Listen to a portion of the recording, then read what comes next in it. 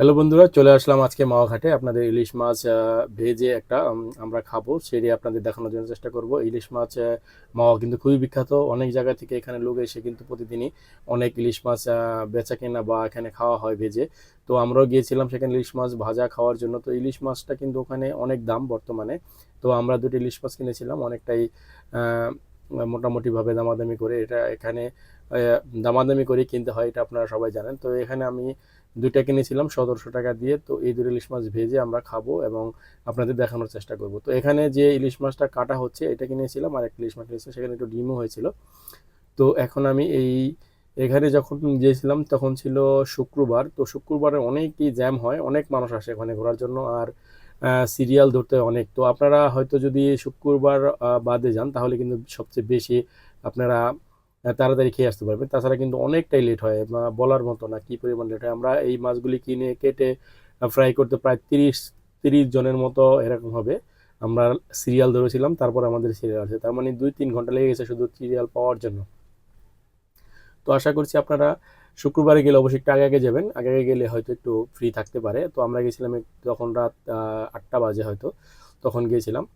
তো ইলিশ মাছটা কিন্তু ওখানে খুবই ফ্রেশ পাওয়া যায় এবং খুব ভালো ইলিশ মাছগুলি পাওয়া যায় ওখানে, কারণ পদ্মার পাড়ে। বলে তারা অবশ্য পদ্মার ইলিশ, কিন্তু জানি না এটা কি পদ্মার কি না।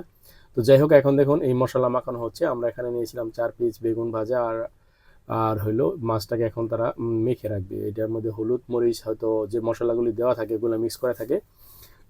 তো এটা দিয়েই এখানে দেওয়া হলো। দেখুন এখন এটাকে মিক্স করবে। তো এটা কিন্তু ওই একটা তেলও কিনতে হয় সাথে। তো ওই যে একটা 1/2 লিটার আমরা তেল নিয়েছিলাম, আর এখানে ওই মাছটাকে তারা এই মশলা মেখে 10-5 মিনিটের মধ্যে রেখে দিবে, কারণ ওখানে অনেক সিরিয়াল আছে। তো অনেক তাড়াতাড়ি করে এগুলো ভাজা হয়।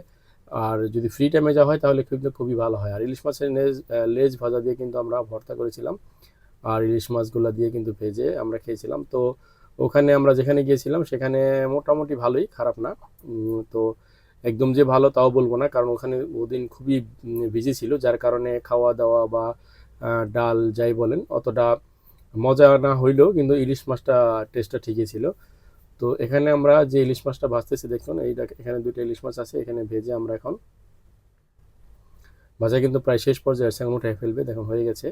তো এইভাবে আমরা কিন্তু ওখানে কিন্তু অনেক মানুষ হয় শুক্রবারে, এমন মানুষ হয় ওখানে, আপনারা না গেলে হয়তো বুঝতে পারবেন না। আর খুবই যাদের মন ভালো করার জন্য ওখানে কিন্তু খুবই সুন্দর একটা প্লেস। পদ্মার ব্রিজটা দেখা যায় এবং মাওয়া ঘাটটাও অ্যাকচুয়ালি পদ্মার ব্রিজ থেকে কিন্তু অনেক দূরে, মোটামুটি 2-3 কিলোমিটার দূরে হলো পদ্মার ঘাটটা, যেখানে আর কি ইলিশ মাছ পাওয়া যায়। এখন অনেক রেস্টুরেন্ট আছে। তো আমরা যেখানে বসছিলাম এটা কিন্তু আম, মোটামুটি অনেক বিজি ছিল এই রেস্টুরেন্টটা, আর সিরিয়াল পাওয়াটা বহুতই কঠিন। এই চিড়িয়া চেয়ারগুলো খালি পাওয়াটা অনেকটা কষ্ট হয়ে যায়। তো এইভাবে আমরা কিন্তু খেয়েছিলাম এবং আমাদের টোটাল বিল হয়েছিল প্রায় 2700 টাকার মতো। আমরা ছিলাম 8 জনের মতো। তো